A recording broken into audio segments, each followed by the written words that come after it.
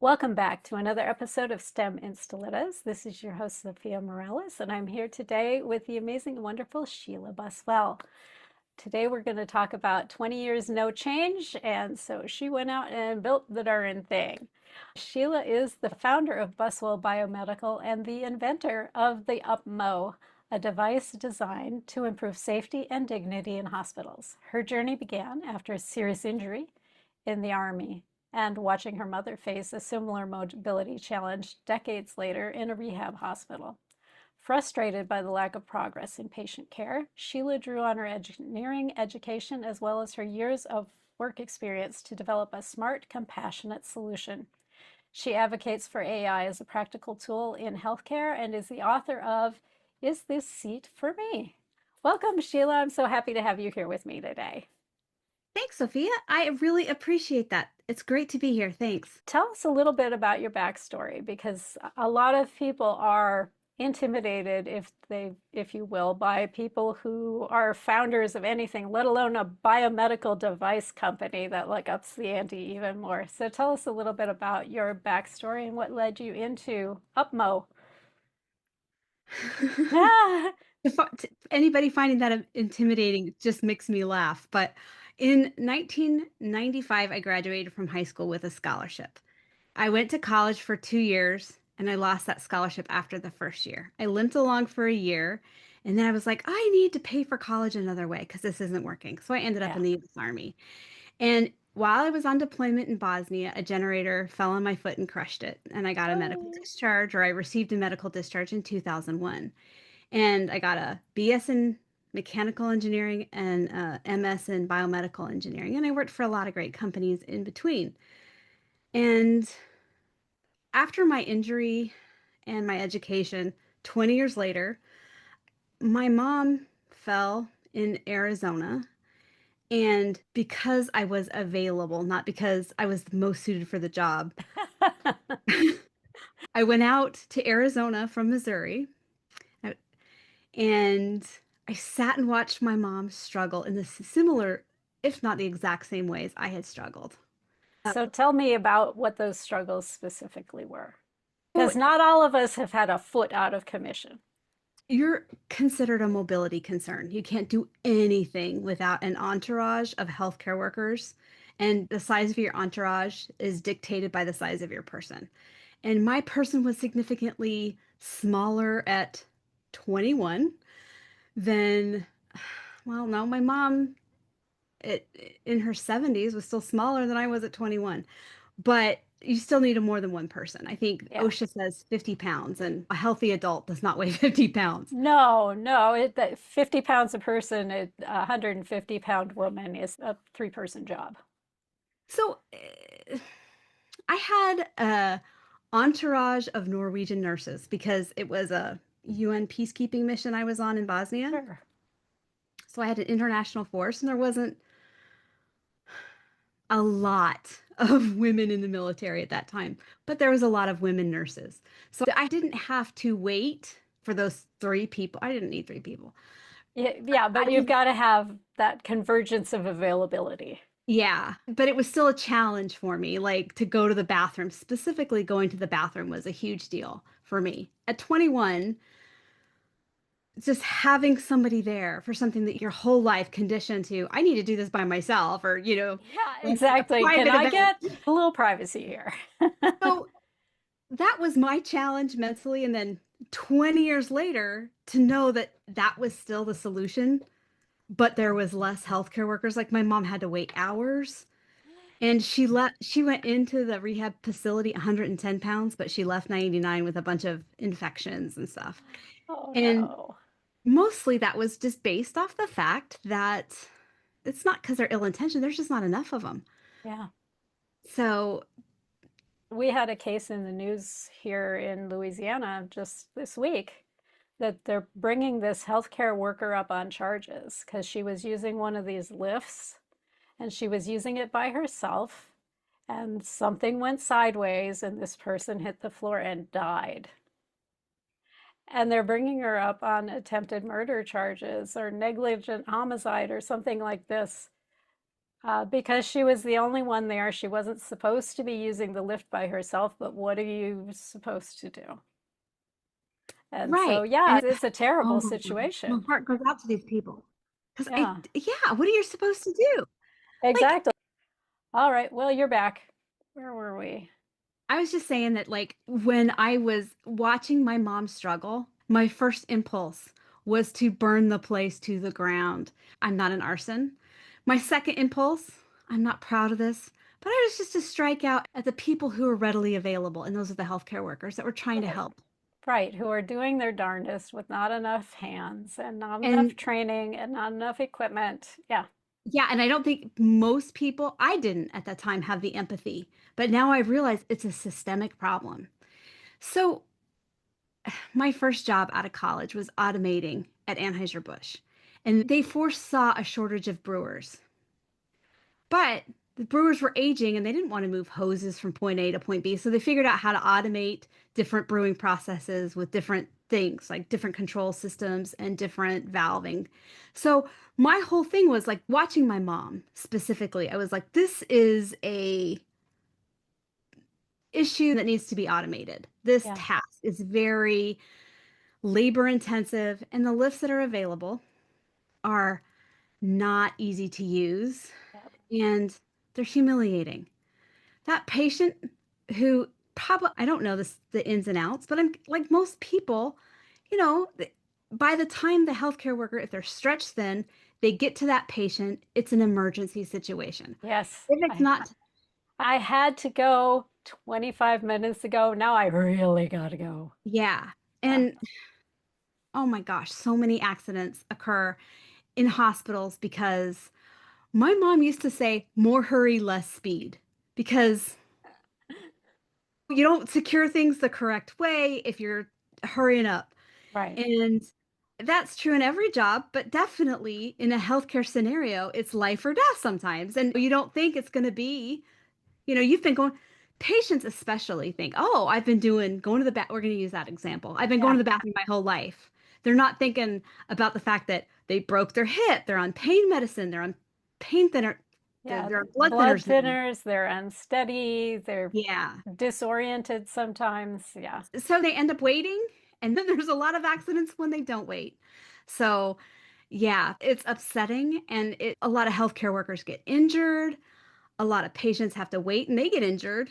So, I think the UPMO is a solution that everybody can get behind. Like it can reduce lawsuits in hospitals, and patients get more dignity and independence, and healthcare workers can prioritize the people that give them the hands-on the healthcare workers can provide their healing hands to those who need healing hands. So tell me a little bit about UPMO. I know you've shown me a little prototype, and since we're podcast, we just have to describe what's going on and what it actually provides for people. So currently in a hospital, you would press a button and ask for help. And when they got around to it, you know, the healthcare worker would come to your and see, or they'd speak over the call over a Yeah, loudspeaker find and out see. what you need. Yeah. Yeah. So what would happen is this device would use LiDAR technology, which sounds scary, but it's like a Roomba or a self-driving car to navigate to you and drop a nylon strap where you could hook your personalized harness to you that has sensors embedded in it. And this UPMO would be able to know who's using the device, what patient, and the healthcare worker on duty would know what patient is in the device and where it is, your status and your location at all times. So whether you're using it to walk the halls or whatever physical Go to the therapy restroom. Yeah. or go to the bathroom, you can do that. And it, you use your own power, but it will not allow you to injure yourself. We're going to say falling because that's a huge thing that anticipates instability. You won't sit there raised like a piñata, Mhm. but it'll off weight you until you can get your feet under you. And the aluminum structure is in hospitals, specifically hospitals, because hospitals have a standardized door frame of 42 inches wide. Yes. And in homes, it can vary. It's Like, and it can be much, much. more narrow. When my father came to live with me at the end of his life, we widened the bathroom doorway because you couldn't get through it with a walker. Yeah, exactly. I have a friend who just had a knee replacement and he can't get it. His walker has to stay out of the bathroom. And it's a short-term thing, but that's, Well, and thankfully, most bathrooms are pretty compact, but still. yeah. And luckily, it's a short-term thing, right? A knee replacement or your father need, in that situation where he came to live with you. What I would like in the future is to understand mobility more.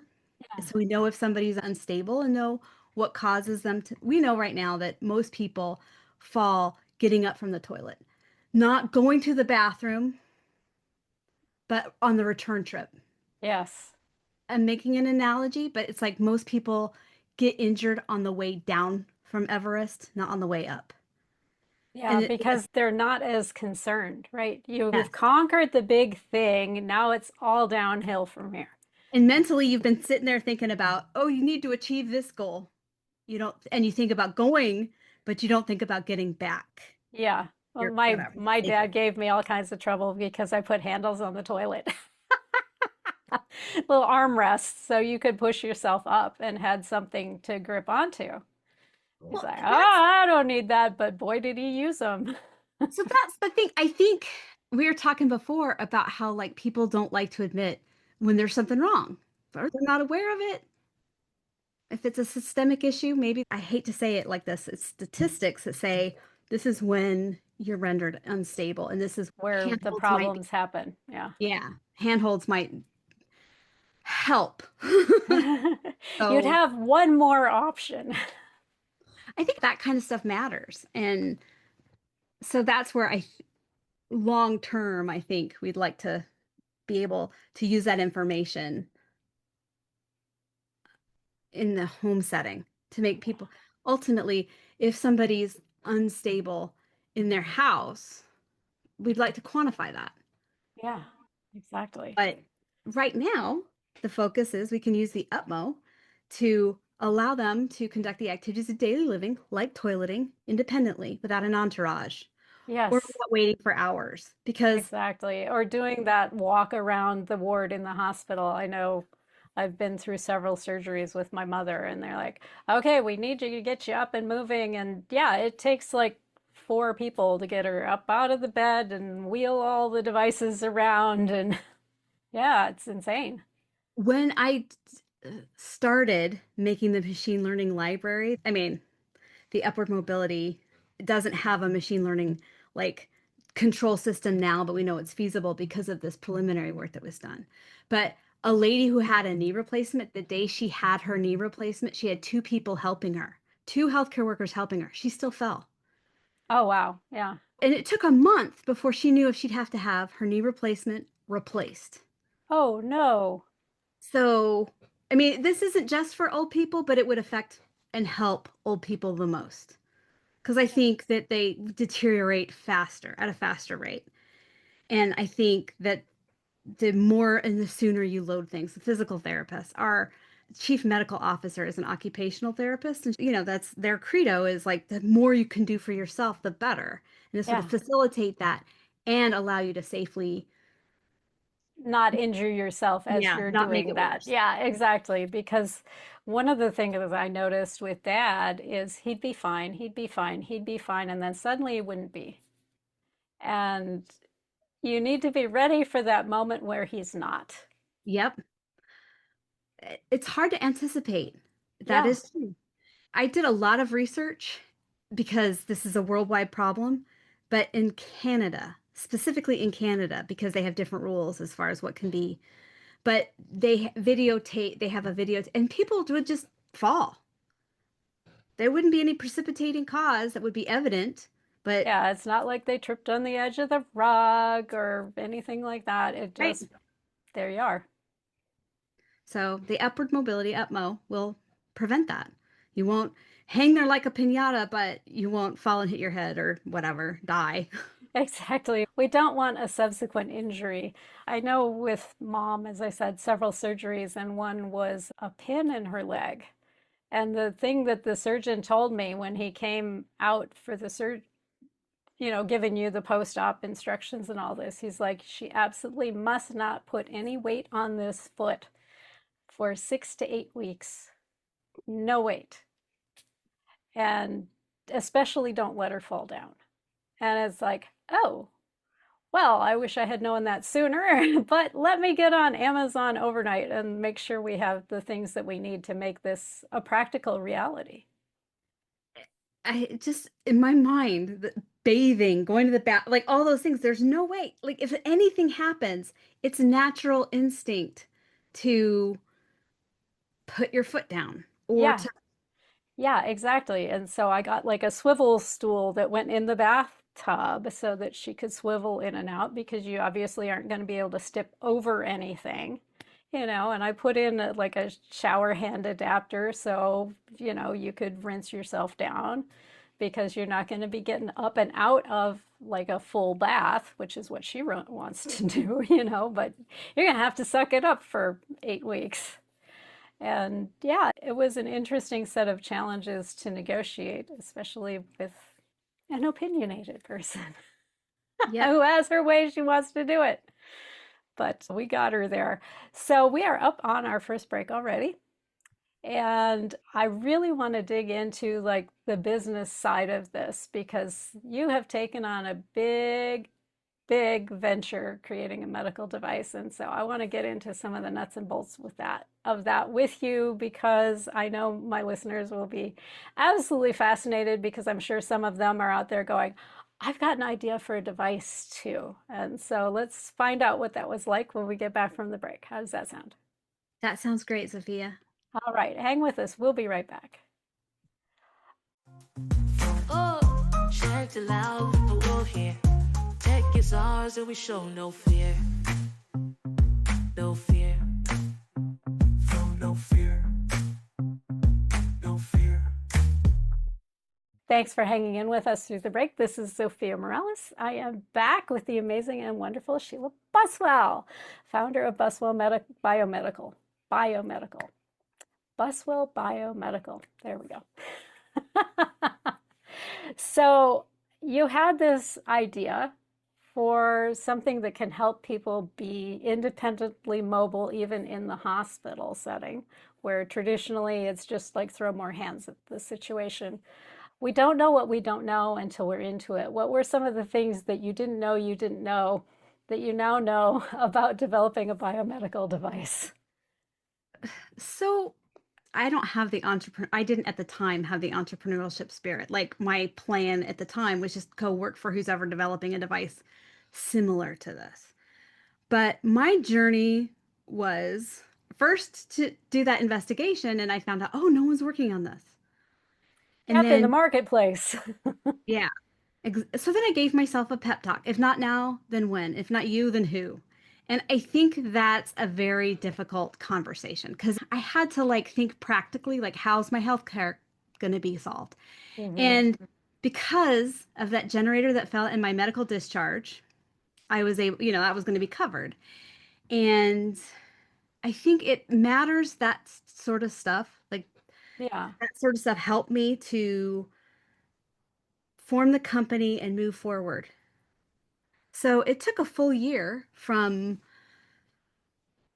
coming up with the idea, having not all the pieces, but having an idea of how it could be, the problem could be solved, Right. to forming a company and filing for a patent under the company name. And then, like, it's been 6 years, so we've received a patent. We have a prototype. It's a dumb prototype, but we have a full mechanical prototype that can lift or off weight 500 pounds.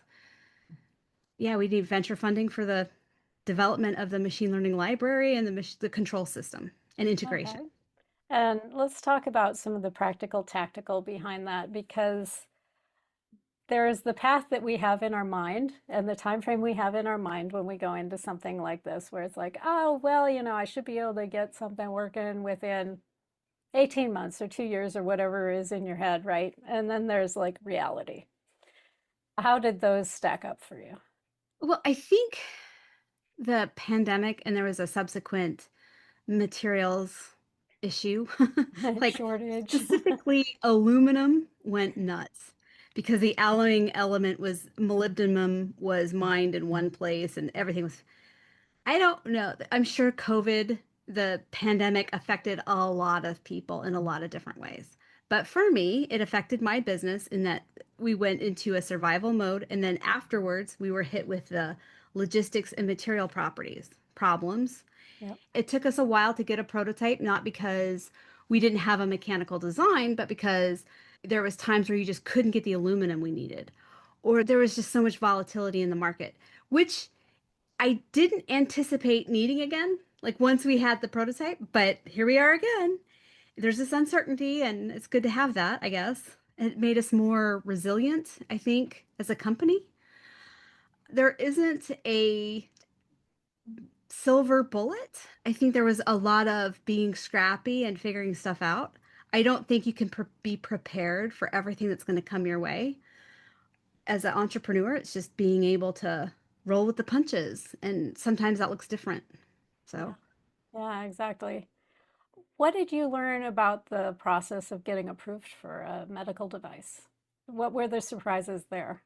so what was really surprising, and there's even fewer people at the USPTO now, but there was only one guy at the time, or one person, I don't know if it was a guy, but guessing, that could do machine learning, Oh, understand the upward mobility. So our sure. patent took longer to get because of that. And that was a surprise. But then our patent, we were given extra time on our patent. Like instead of 20 years, it's 22 or something.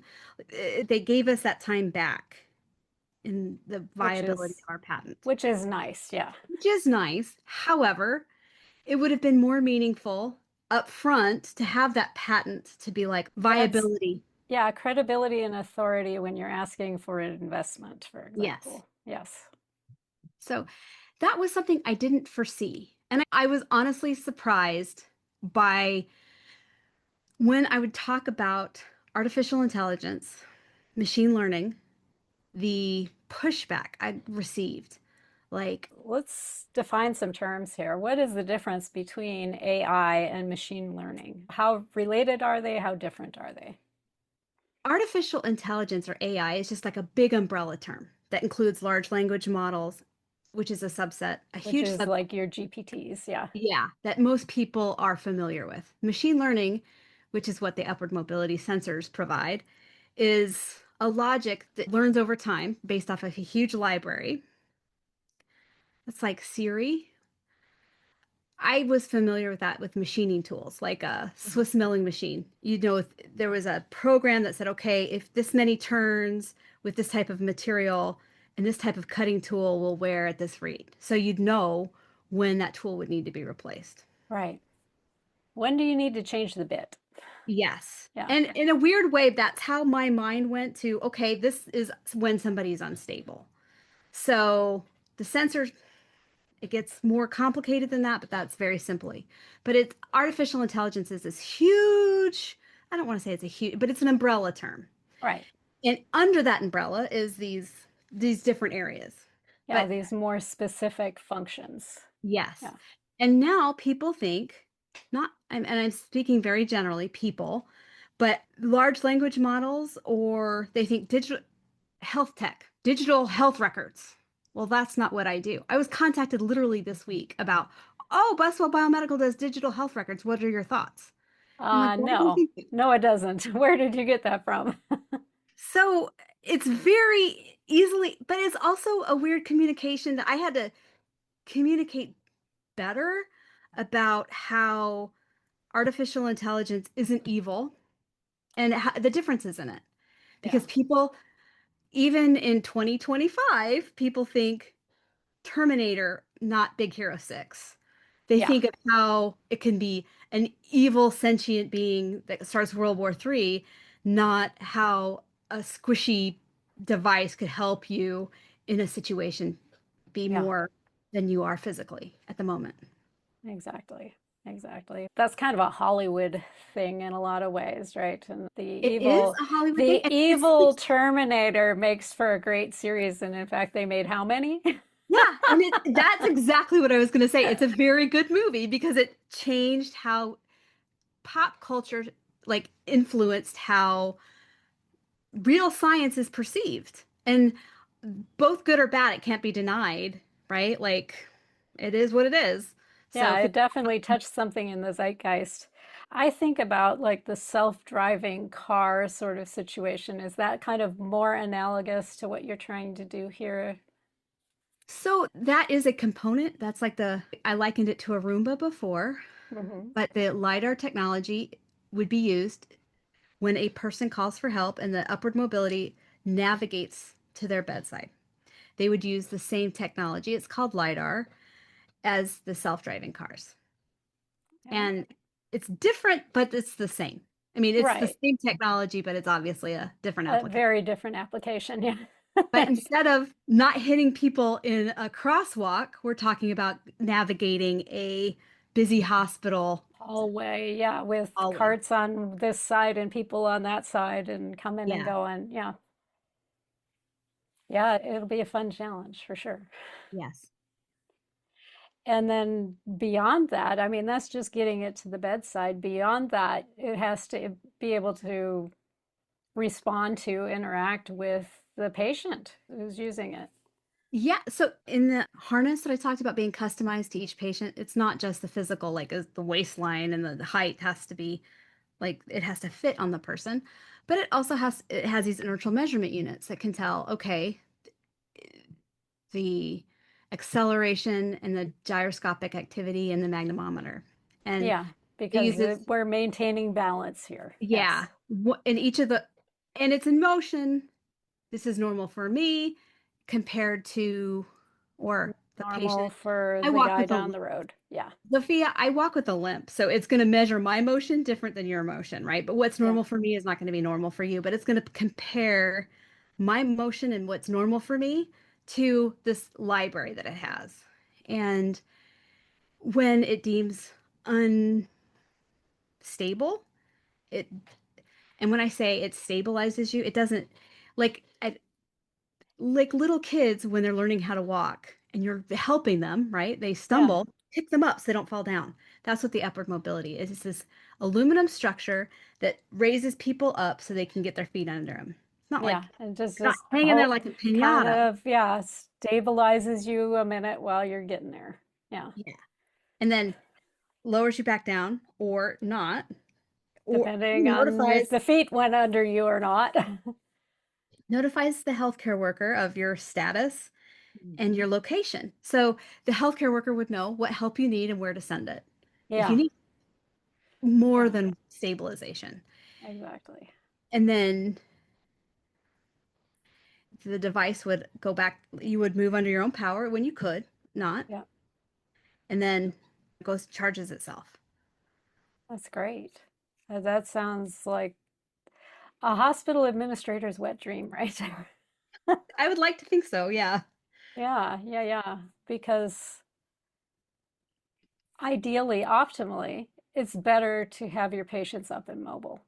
It's better for them, their bodies recover better. It gives your body the signal that you're getting better, you're not getting worse. There are lots of psychological benefits to that that help in that healing process as well, that level of independence. So, yeah, I can see where this is like just groundbreaking in a lot of ways. Well, and I think just on a human level, you can understand that as a grown ass human, you don't want to have an entourage of people. Exactly. No one When you're a little needs to kid, see my good for ass you, when I'm you going did to a the boom boom bathroom. in the toilet. Yeah, Like, look at the boom boom bear. yeah, there's so many at 21 it just made me uncomfortable to have people there. I can't imagine all the scenarios. Like Yeah, it'd be horrible. yeah, yeah, yeah. Oh no, this sounds absolutely wonderful. So I guess the question is, how are things going? Are you on track for like an FDA approval, or what needs to happen before you're on that track? We need an infusion of capital at this point before we can move forward. So the that huge machine learning library needs to Yes. be developed and then the device needs to be integrated. Right now we have a dumb prototype, like it's just a hunk of aluminum that can safely lift weight. Yeah. And 500 it's pounds, whether that weight is in stable and yeah. yeah, Hmm. is in your sinuses or your big toe, right? Like And we, Ideally distributed a little more evenly, but yeah. yeah. And then we're able to test that the device in that scenario, like, isn't tippy. I mean, I Yeah. have a master's degree in engineering, and that's not the moment of, I think it's moment of inertia is the Unlock your leadership potential with the exclusive Leadership Pitfalls quiz. Discover your unique leadership style in just 2 minutes. Gain invaluable insights for personal growth and strategic success. Busy schedule? Our quick quiz fits seamlessly into your routine, providing immediate value and actionable feedback. A powerful step towards enhancing your leadership effectiveness. Go to leadershippitfallquiz.com. Take the quiz today and elevate your leadership journey like never before. That's leadershippitfallquiz.com. correct term, but tippy Yeah, is. no, tippy makes, I think, the most sense to people who are not engineers. It's like, okay, I understand that. So we were able to do what we could, take it as far as we could, but now we need more infusion of Oh, yeah, capital. you're on the investment stump at this point. Yeah. All right. Well, we are up on our second break already, believe it or not. And I guess what I would invite the listeners to do is to spend a little time with whatever has been bouncing around your brain. How far can you take it with what you've got? What do you need to help support you or move you forward? What is the critical piece that will shift everything? Spend some time on that and hang with us. We'll be right back from the break. Oh, checked it loud, but we're here. Tech is ours and we show no fear. No fear. No fear. No fear. Thanks for hanging in with us through the break. This is Zofia Morales. I am back with Sheila Buswell, and we are going to talk about raising capital. I think you kind of mentioned in passing earlier that you've been bootstrapping your way forward. And over the break, you mentioned there's like 4 of you right now on the balance sheet. So let's talk a little bit about stakeholders and raising capital and what the process has been for you so far. So, like many things in life, hasn't been a smooth path, right? Yeah. So I won pitch competitions, Good and job. Yes, that's a thank good you. start. I am just saying that was a lot of work as an engineer. I appreciate that good job because as an engineer, I was not, somebody was used to being in the spotlight. And that's one thing that entrepreneurship does. It makes you take that you change my perception of salesmanship to being an advocate. And it would reframed it enough where I felt it wasn't dirty. It was Yes. the Oh, I dirty work. know. That's one of the biggest mental hurdles a lot of times when you hadn't planned to be an entrepreneur and you didn't come out of the sales world. A lot of times we do have this mental block around what selling is and what it means and the role that it plays in the world. Yes, exactly. So that was a lot of work, but I knew that that was a thing I needed to learn. That was a task, and I did, right? I won 4 pitch competitions, I think, and that funded that, and Sheila funded a lot, initially. Yeah. We had along the way friends and family and pitch competitions, and Sheila would fill in. But there was a lot of things, and I think what I alluded to before was that not entrepreneurship, and especially women, we're not educated and we don't know where to find information. Yeah. And you're not often just picked up as somebody's mentee. Well, Yeah. you don't stumble into a mentor. Yes. So, like, we were talking in the break, we were talking about how, like, women speak a certain way and men speak a certain way. It's not like you're specifically trained to do any of that, the men or Well, the women. yeah, exactly. But we do receive different life lessons that I think make it a little easier for the guys to pick it up than the Exactly. women. Yeah. And I think the same thing. Like, I believe now that there's things that are told to different groups of people that, even I said that like a question, but there are things said to different groups of people where it makes it more of an understood thing Yeah. to a certain demographic. And to this other demographic, I spent years not understanding that four people on my cap table really wasn't that many after 6 years. Yeah. But nobody told me that. I had to learn it the hard way. Yeah, exactly. You've been walking around going, "Oh, do I have too many on my gang?" Where, a cap table with 70 or 80 people at this point would not be considered overly large. Yeah. And it's like, I know that now, but there's so many things. Like, I think Yeah, about when I moved to it, when I got a corp established, they're like, how many shares? 30,000 was the minimum. Okay. And I just learned that 20 million would is be kind of accepted. typical. Yeah. Right. There's so many things that it's like, I feel that I learned in a difficult way that I didn't need to learn in a difficult way. Yeah, exactly.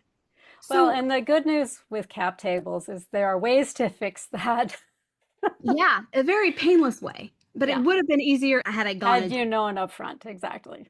And I know that statistic is cited all the time. In 2022, it was 2% of venture capital.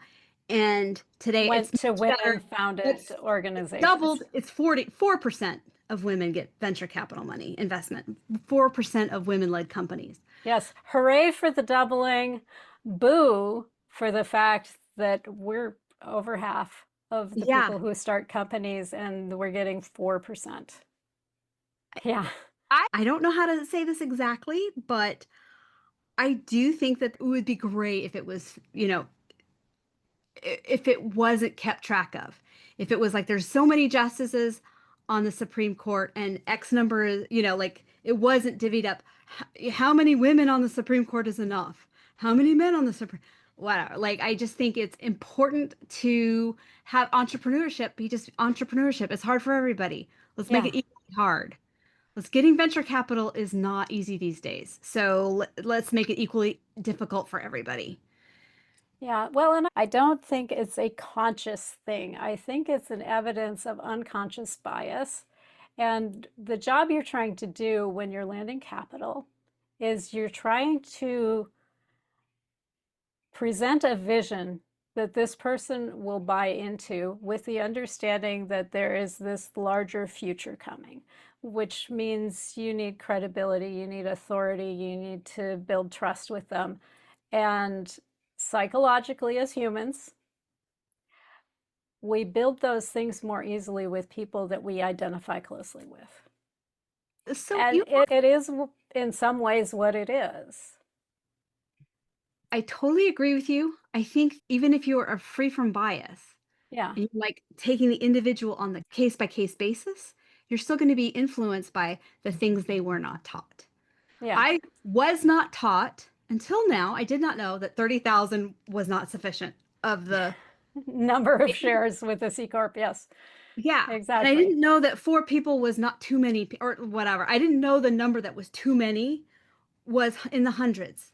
Yeah. I think those limitations just add to the perceived incompetence or lack of trust, lack Uh, of, well, yeah, what do I want to say? You're not quote unquote seasoned, you're still green kind of yes. impression. Yeah. And I do think that there's elements of, yeah, you're saying your name like a question. One of your previous guests was talking about that. I do that too. I heard my voice on like a chapter of the book of a book I did, like submitted to. I had to say my name and Sheila Buswell comes up real like a question at the end, and I'm like, I hear it myself, and I'm like, ooh, that's Ooh, terrible. yeah, I that wouldn't does invest in not, that person.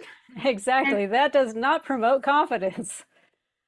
so it's taken me 6 years, but I feel like oh my gosh, I don't know where I would have been. Like, there's so many things, and I don't know if it's because of my chromosomal content, if it's because I have only X chromosomes, if I had a Y chromosome in there, or if it's because, I'm a siloed engineer and it took me a while to learn that I had to reframe what salesmanship was. And learning how to pitch. Those things are all added together. Yeah, exactly. Well, and I think that's where things like incubators can come in really handy if you can get into one of those as a founder, because now you have this base of knowledge that you can tap into. So even if you're green, you've got people who aren't green that you can ask the quote unquote silly questions of. It's like, what is the right number of shares? Well, let's talk about that. Sophia, I want to just mention I was in the Stella Accelerator, and that was great. I don't know if you're familiar. Stella is a women founder only accelerator. Stella Constellation is a great, it's in virtual now, but it's in Southern California Oh, nice. specifically. But I got to know a lot of women, incredible women founders, strong women founders, but I didn't know what questions to ask. I didn't know what we weren't good at There's seeing. that detail too, right? Yeah. Yeah. And You don't know what you don't know. I think it was last week, Monday, I talked to somebody who was like in an accelerator and they were told they were the only woman and they were told to smile more when they're doing the pitching thing. And again, I've won several pitching contests now. So people are like, talk to Sheila. She knows. And I don't know, but I've worked at the concept kind of a lot. But I don't know, having not seen it and seen the people she was like with, if it's Right. because it's almost a trope. I've been told to smile more as a woman, and it's irritating. So when I hear that's the feedback a woman got when she pitched, irritates me. And I don't know if it's viable or not. Yeah. Like, I pitched one time and was told I was beautiful. Great. It'd be great if I was trying to have sex with you, but not so much if I want you to invest in my company. It's just, Thank you for calling it out. yeah. That is not the compliment I'm looking for in this context. Yes, exactly.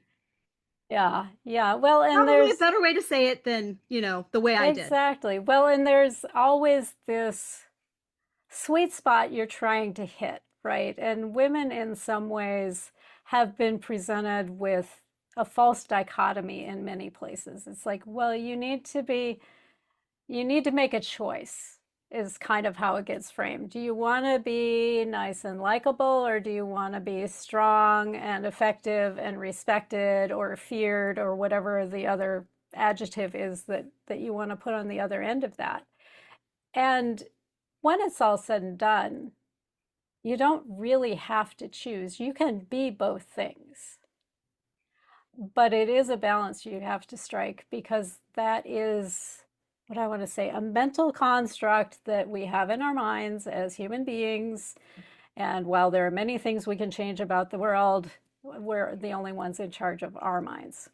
So you need to work with what's out there on the playing field where that comes from. But one of the books that really helped me to understand that balance better was called Likeable Badass.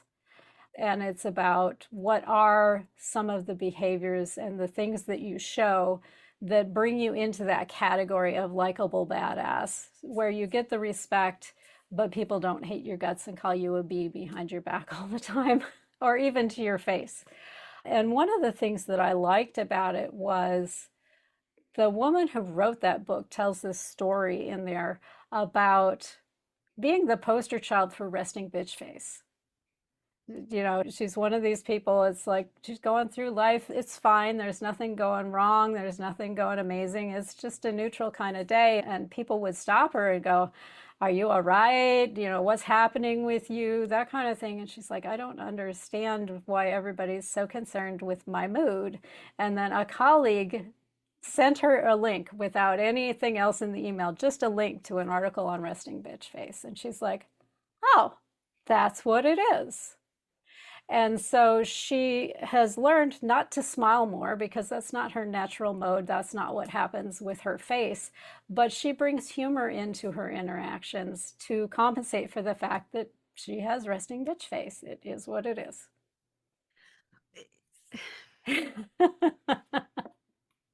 The reason I wrote the book is the seat for me is because, I was frustrated and angry that still exists.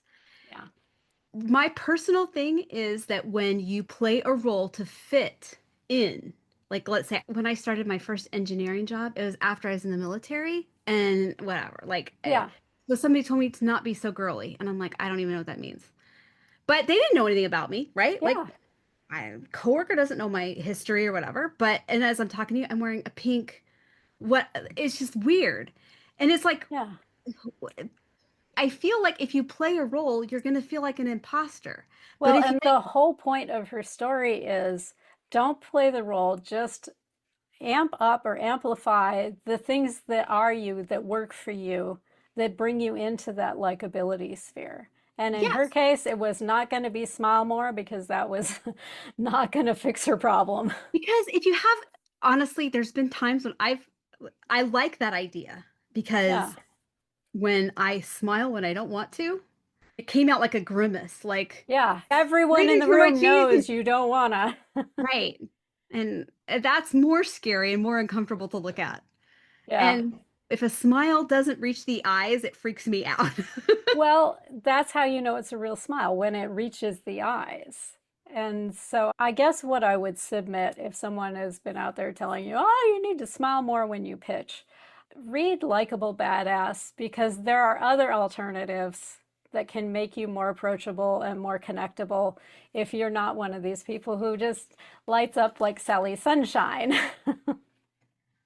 Yes. Yeah, because it needs to be you. And Oh, it and it needs to needs to be feel us. you. It needs to be something you can do really and authentically. And I think like Louisiana and Missouri is hot and humid sometimes. We just need Yeah, to do boy. the pitching environment might be male dominated, but that doesn't mean we can't dominate being authentically. We just need to Exactly. know the field we're going into. Exactly. So we are getting down to the last few seconds here. And I know it's becoming more common now for like female investor groups and this sort of thing to form. If somebody out there is in that world and would like to connect with you to learn about this phase that you're in and where you're going with this project next, how best to get in contact with you? LinkedIn is probably the easiest way. Just I'm the only Sheila Buswell on LinkedIn. And if you're not a venture capitalist or an angel investor, just link with me and tell me what challenges you face. That would be great. Yeah, exactly. And we'll put the links and everything in the show notes so you can check out Buswell Biomedical. You can connect with Sheila on LinkedIn. I really appreciate you coming and sharing your story today. And I'm super excited to see the UPMO come out into the marketplace here sometime soon. Thank you, Zofia. And I just want to say you are having important conversations. There is not enough women in STEM. There's not enough STEM and stilettos. Or it's just not a diverse enough field. In 2025, having this conversation is a little awkward. I feel Yeah. like it's a 1975 conversation. Conversation. Yeah. Well, we're just having it again. It's a new iteration. And it's been interesting to me because it kind of ebbs and flows. It comes and goes. There will be this upsurge in women who take the training and start in the career, and then there will be this downflow, and then there'll be this upsurge. So it'll be interesting to observe as we're going forward. Thank you so much for joining me here today, Sheila. Thank you, Zofia. And thank you for tuning in today. Try to keep these conversations I try to keep these conversations useful and practical because I know you have a dozen different ways you could be investing your time, and I'm really grateful that you invest your time here. Please let me know what you liked about the show, what you didn't like about the show, what you'd like to see the next show be. I would love to hear all of that.